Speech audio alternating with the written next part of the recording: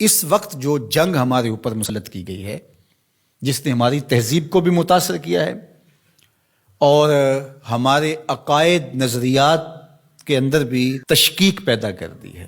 ویسے تو ایک زمانے میں اتنے بڑے بڑے حملے تھے، یہ معتزلہ کا حملہ کوئی چھوٹا حملہ نہیں تھا۔ 3 بادشاہتیں ان کے زیر اثر رہی ہیں۔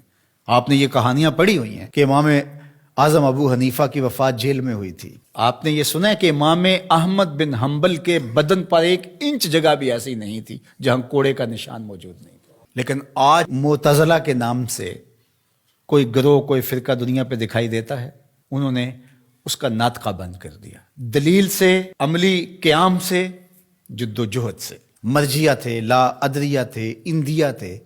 اب آپ کو یہ غیر مانوس لفظ لگ رہے ہوں گے، کیا قدریہ، کیا جبریہ، کیا معتزلہ۔ ایک زمانے میں ان کا طوطی بولتا تھا، باطنیوں کا طوطی بولتا تھا، کرامتا کا طوطی بولتا تھا۔ یہ اتنے غالب آگے تھے کرامتی کہ طاہر کرامتی نے کعبۃ اللہ سے حجر اسود کو نکال لیا اور کئی سال تک کعبۃ اللہ بغیر حجر اسود کے رہا۔ لیکن وہ زمانہ تھا کہ پھر بھی لوگوں نے قربانیاں دی، لوگوں نے علمی محاکمے کیے، علماء نے تدبیریں کی، سلاطین اسلام کھڑے ہوئے اور مقابلہ کر کے اسلام کی اس قوت رفتہ کو بحال کیا۔ اس وقت جو سب سے بڑا حملہ ہمارے اوپر ہے وہ لادینیت کا حملہ ہے، الحاد جدید کا حملہ ہے۔ اس وقت دنیا کی لادین قوتیں الکفر ملت واحدہ کی شکل کے اندر کھربوں روپے خرچ کر رہے ہیں کہ مسلمانوں کو کافر تو نہیں بنایا جا سکتا، لیکن ان کو تشکیک میں مبتلا کر دیا جائے، ان کو مسلمان بھی نہ رہنے دیا جائے، تشتت اور افتراق پیدا کر دیا جائے، فرقہ واریت کے بیج ان کے اندر بوئے جائیں، یہ باہم دست و گریبان ہو جائے، جغرافیائی تقسیمات پر ان کا یقین ایمان کی حد تک چلا جائے۔ عجم اور عرب کی لڑائی پر 2 ممالک کو آپس میں کھڑا کر دیا گیا، اور یہ جتنے فسادات مشرق وسطیٰ میں ہوئے ہیں، مسلم کش ہو گیا، ایک دوسرے کو مارنے لگے، لسانی بنیادوں پر، فرقہ وارانہ بنیادوں پر، قتل عام ہوا، مسلمان کا خون پانی سے بھی سستا ہو کر کے بہا، اور جنگیں جو بھی لڑی جاتی ہیں مفاد کی عالمی طاقتیں اسی خطے میں لڑتی ہیں۔ یورپ میں کوئی جنگ نہیں لڑی جا رہی، عالمی طاقتوں کا بازیچہ بن کے ہم رہ گئے ہیں۔ ہم کب شعور کی آنکھ کھولیں گے؟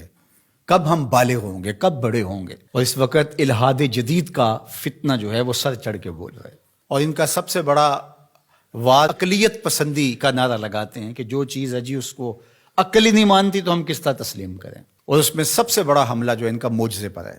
جو کہتے ہیں کہ معجزہ جو ہے یہ نہیں ہوتا، وہی پر حملہ ہے، کیونکہ یہ بنیادوں کو ڈھا دیا جائے گا تو عمارت خود بخود گر جائے گی نیچے۔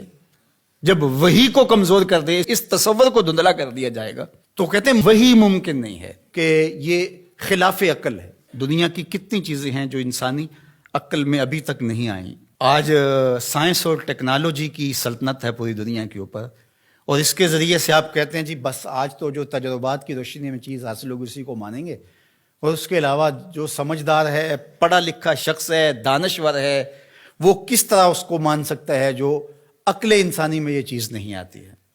جبکہ یہ خود ہی مانتے ہیں کہ انسانی عقل ابھی تک 5% یا 6% استعمال ہوئی ہے، باقی 94-95% انسانی عقل سے بھی اتنا کام نہیں لیا گیا، ابھی سپیر پڑی ہوئی ہے۔ اور وہ دعویٰ کر رہا ہے پیغمبروں پر ہونے والی وحی پر اور وہ معجزات پر۔ اللہ اکبر۔ جبکہ بہت ساری ایسی چیزیں ہیں جو معجزات کی دنیا کی مسلمہ ہیں اور انسانی تاریخ اس کا انکار نہیں کرتی، جس میں حضرت عیسیٰ علیہ السلام کی بغیر باپ کے ولادت ہے، اور آج دنیا کے لوگ اس بات کو مانتے ہیں۔ اب مجھے بتایا جائے کیا عقل انسانی اس کو قبول کرتی ہے؟ لیکن دنیا مان رہی ہے۔ فرعون کی باڈی کے بارے میں سورہ یونس کے اندر اللہ تعالیٰ نے ارشاد فرمایا کہ ہم نے اس کی لاش کو لوگوں کی عبرت کے لیے باقی رکھا ہوا ہے۔ اگر فرعون کی لاش نہ ملتی تو آج یہ لوگ اچھل رہے ہوتے کہ کیسے ہو سکتا ہے، یہ قرآن نے ویسے ہی کہہ دیا۔ اس پہ شور و غل، یہ 2 نمبر جعلی دانشور، وہ کہتے عقلیت تسلیم نہیں کرتی، عقل نہیں مانتی، لہٰذا ہم نہیں مانتے کہ فرعون کی باڈی محفوظ ہوگی۔ پانی میں کس طرح محفوظ رہ سکتی ہے؟ مچھلیاں نوچ نوچ کے کھا گئی ہوں گی اس کو۔ یہ کٹھ ملا، یہ پرانے لوگ یہ کیا کہانیاں بیان کر رہے ہیں؟ کیسے ہو سکتا ہے؟ قرآن کے نزول سے 2000 سال پہلے کا واقعہ تھا، اور پھر نزول کے بعد 1250-1300 سال تک یہ سلسلہ باقی رہا۔ تشکک، عقلیت پسندی کے بخیوں جڑ کے رکھ دیتی ہیں یہ چیزیں اگر غور کیا جائے۔ تو کہتے ہیں کہ یہ ممکن نہیں ہے. تو معراج کے واقعہ کا انکار بھی اس لیے کیا جاتا ہے. معجزہ ایک زندہ حقیقت ہے، اور میرے اور آپ کے آقا و مولا کا سب سے بڑا معجزہ قرآن ہے، اور دوسرا بڑا معجزہ جو میرے حضور کو دیا گیا وہ معجزہ معراج ہے. اب عقل انسانی مانتی ہے یا نہیں مانتی ہے، لیکن میرے حضور وہاں سے ہو کر آئے ہیں جہاں کسی کا تصور بھی نہیں آ سکتا.